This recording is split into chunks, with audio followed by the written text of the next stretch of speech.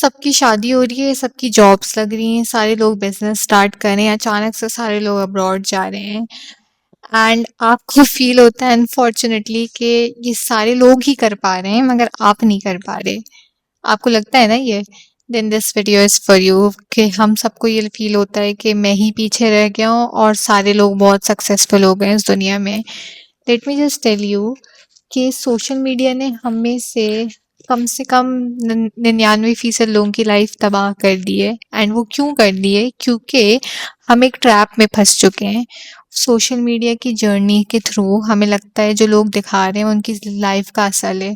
हमें नहीं पता कि किसी ने उस बिजनेस को स्टार्ट करने के लिए कितने साल मेहनत की होगी, क्योंकि आप और मैं तो सिर्फ यही देख पा रहे हैं ना कि उसने बिजनेस स्टार्ट कर दिया है। बैक स्टोरी क्या आपको पता है? क्या मुझे पता है? नहीं पता।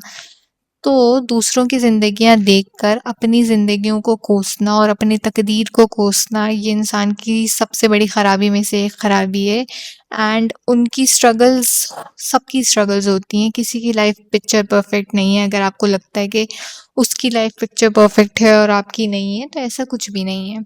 सबकी लाइफ में खामियां होती हैं, सबकी लाइफ में अच्छाइयाँ होती हैं, बुराइयां होती हैं। आप किसी की सक्सेस को देखकर जले नहीं, हसद नहीं करें, उनके लिए दुआ करें कि अल्लाह उनकी कामयाबियों में बरकत डाले और उनको नज़र और हसद से दूर रखे, रादर देन आपको ये लगे कि यार आप फेल हो गए हैं और आपकी टाइमलाइन खराब हो चुकी है। हमें क्यों लगता है कि यार रिस्क का मतलब सिर्फ पैसे कमाना नहीं है। हमारे लिए वक्त, फैमिली, ईमान का होना, अल्लाह की इबादत करना, हिकमत का होना, इल्म का होना, ये तमाम चीज़ें रिस्क हैं।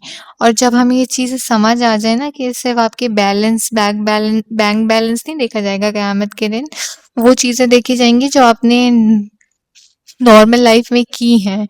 तो आपको समझ आ जाएगा कि यार क्या क्या ही बात थी।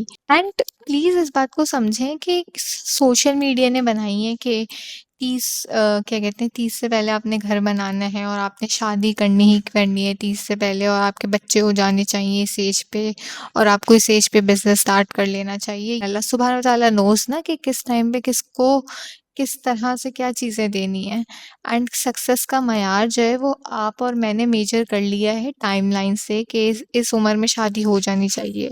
हमारा दीन ये सब नहीं कहता। हमारा दीन हमें हर बार की हिकमत देता है, हर बात की ताकत देता है कि जिसके लिए जो बेहतर है वो लिखा होता है। किसी के लिए देर से चीज़ें होती हैं, किसी के लिए जल्दी चीज़ें होती हैं, और करियर कभी भी स्ट्रेट लाइन में नहीं चलता है। तो अपने पैसे को मेजर करना इन चीज़ों से छोड़ दें कि अगर उसने 18 साल की उम्र में कर लिया है तो आपको तो करना ही चाहिए। हो सकता है आप 18 साल की उम्र में नहीं, 38 साल की उम्र में वो सेम काम करें। सबके लिए सबकी लाइफ जो जहाँ से स्टार्ट करता है वो अलग होती है। प्लीज़ इस बात को समझें।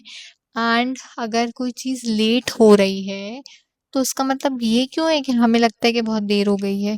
आपके लिए चीज़ें वो लेट ही लिखी थी। आपको ये बात समझ क्यों नहीं आती है कि ज़िंदगी में जो जब लिखा होता है वो तभी होता है।